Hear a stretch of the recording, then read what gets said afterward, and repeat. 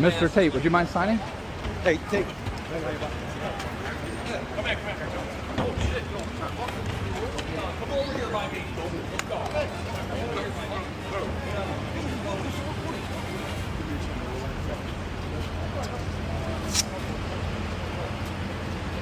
We're getting reports right now of something absolutely shocking happening behind bars.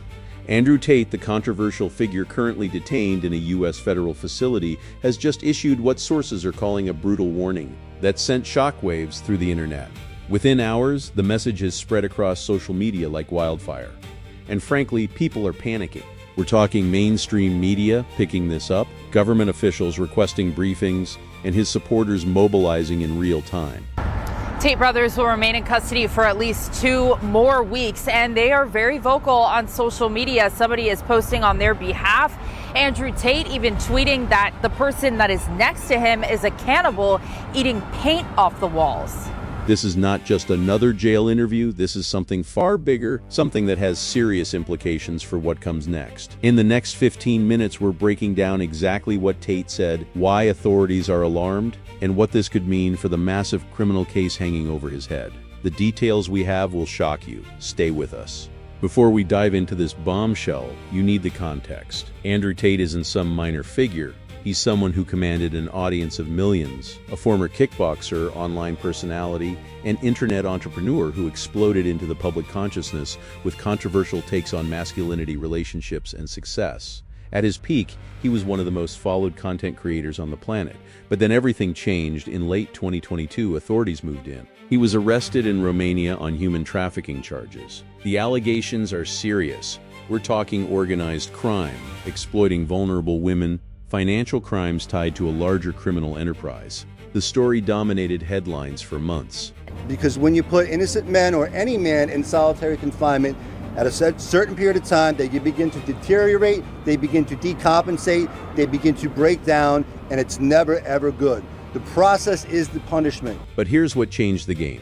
Earlier this year, Tate was transferred to the United States to face federal charges. This is the critical detail. He's no longer dealing with Romanian authorities. He's now inside the American federal prison system, and American federal prosecutors are building an absolutely devastating case against him. The charges are extensive, the evidence is substantial, and legal analysts have been suggesting for some time that conviction is virtually inevitable. His legal team has been working overtime, searching for any possible angle to mitigate what's coming, and then out of nowhere this happens. The message came through an unusual channel. Not through his legal representatives, not through his family, but through an encrypted communication that somehow made its way to independent journalists and online investigators who have been following this case obsessively. That's the first red flag right there.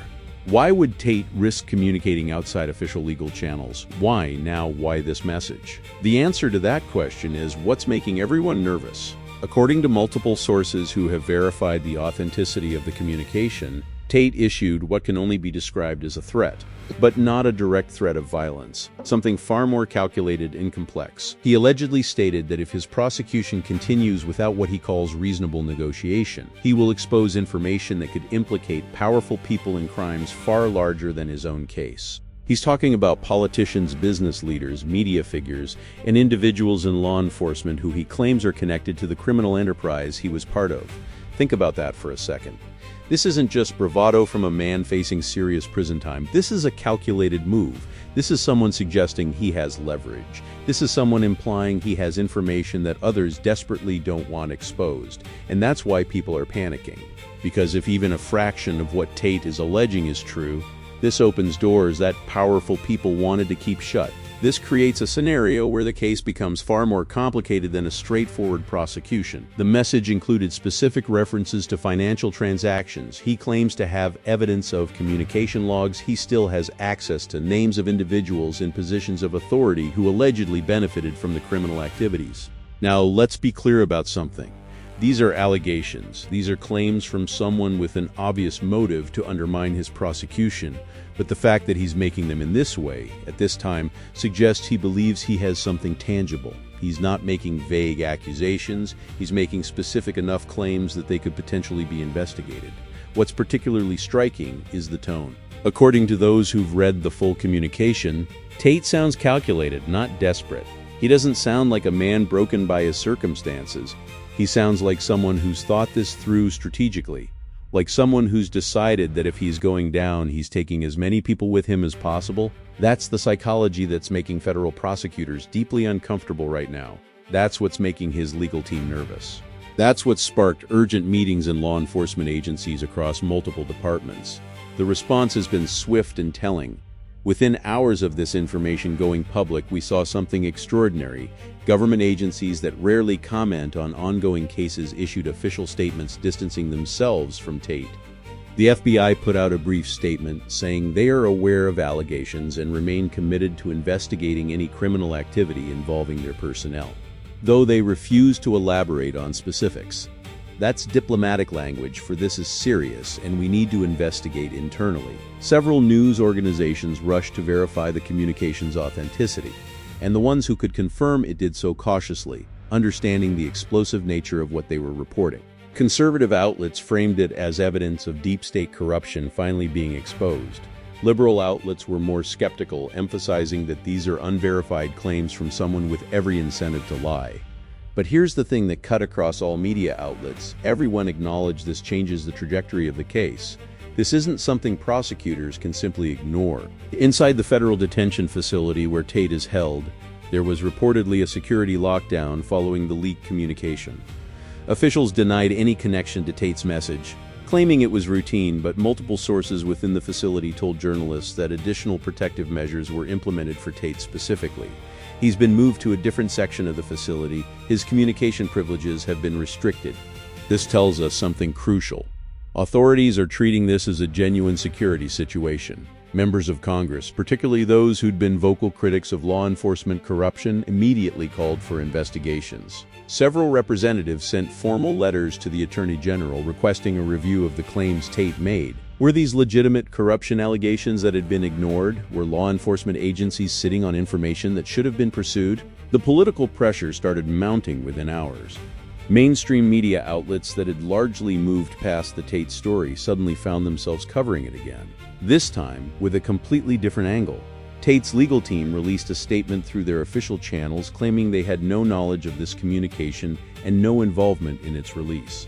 They specifically disavowed any credibility in the accusations Tate allegedly made, which is a fascinating move. Why would his own lawyers distance themselves from his claims? The answer is obvious. They understand that Tate just potentially destroyed his legal defense strategy. He went rogue. He did something his attorneys explicitly advised against, and now they have to manage the fallout. Meanwhile, on social media, the internet fractured into competing narratives almost instantly.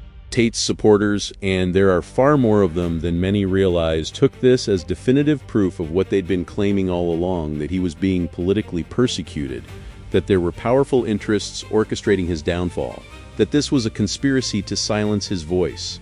They point to the specificity of his claims about corrupt officials as evidence he's telling the truth. They're energized, they're mobilizing. Support groups dedicated to his legal defense started fundraising efforts within hours. His supporters are sharing the communication across encrypted channels, TikTok, Twitter, everywhere.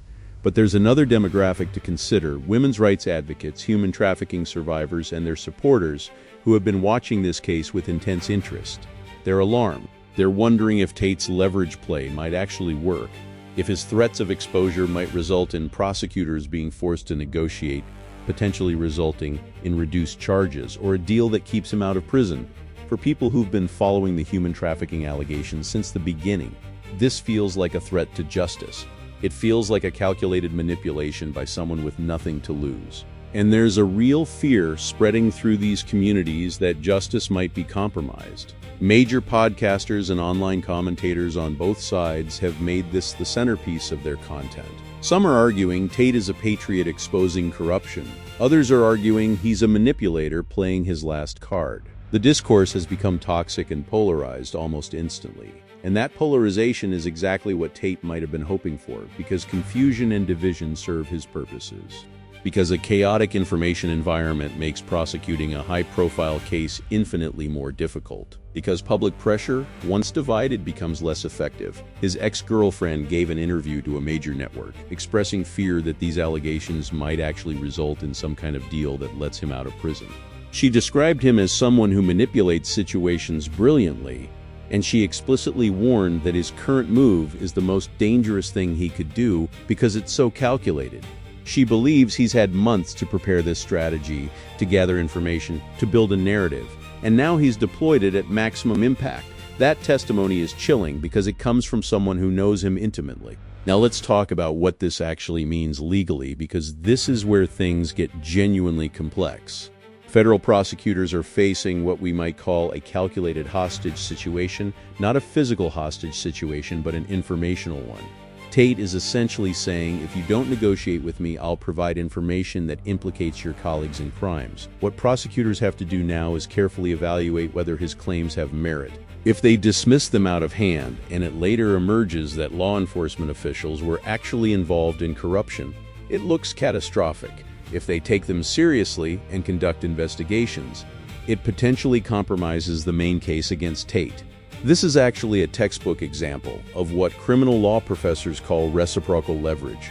Tate doesn't have to prove his allegations are true. He just has to prove they're credible enough that ignoring them would be professionally reckless. He doesn't have to convince the public. He has to convince prosecutors and federal judges that there's enough substance to warrant investigation, and the bar for that is actually lower than you might think. The Department of Justice has already announced that it's conducting an internal review into any alleged connections between law enforcement personnel and Tate's criminal enterprise. That's actually significant.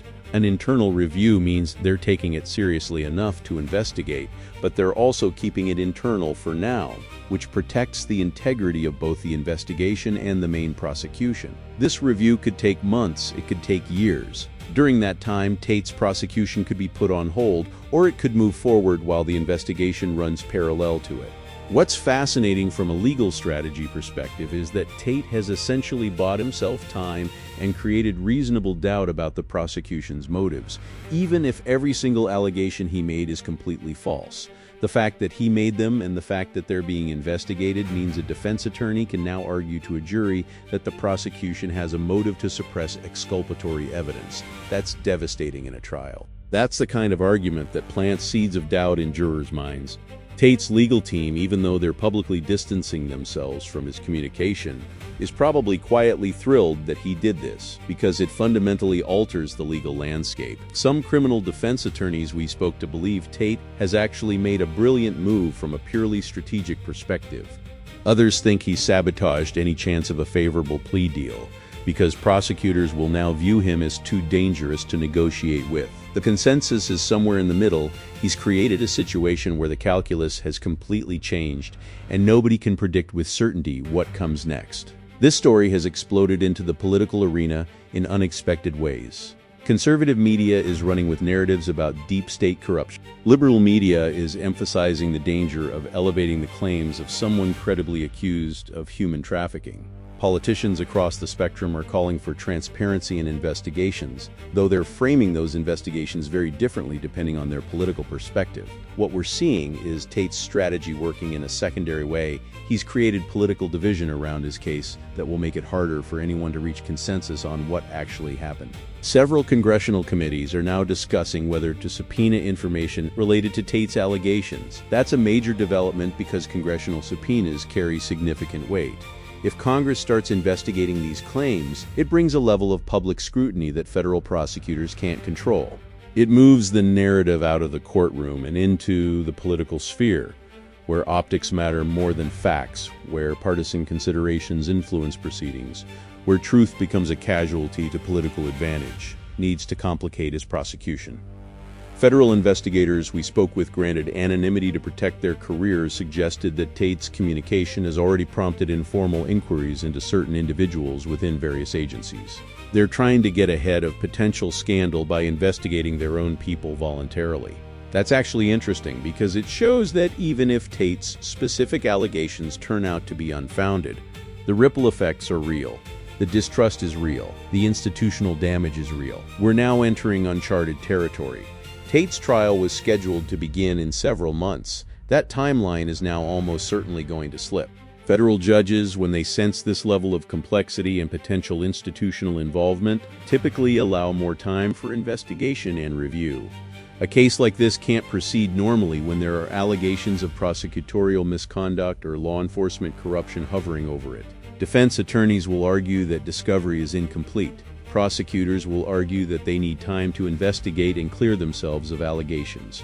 They might offer Tate a deal, significantly reduced charges in exchange for him providing specific information about his allegations, that would allow them to investigate and potentially prosecute any law enforcement officials involved, while also securing conviction and incarceration for Tate, albeit with a lesser sentence than he might have faced otherwise. There's also a possibility, smaller but real, that investigations into Tate's allegations uncover actual corruption. That actual law enforcement officials are identified as having received payments or engaged in inappropriate conduct.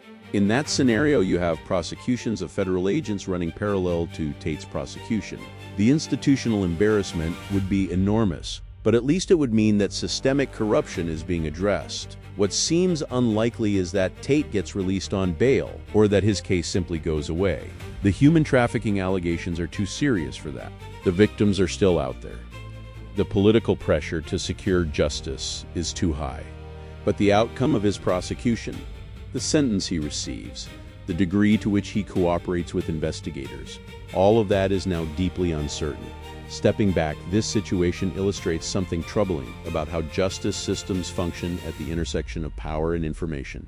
Tate, despite being a detained criminal defendant, still has leverage because he has information. He still has the ability to influence outcomes because he can threaten to disrupt institutions. That's not supposed to be how the criminal justice system works. But in practice, it often does. Defendants with resources, with connections, with information have options that other defendants don't have.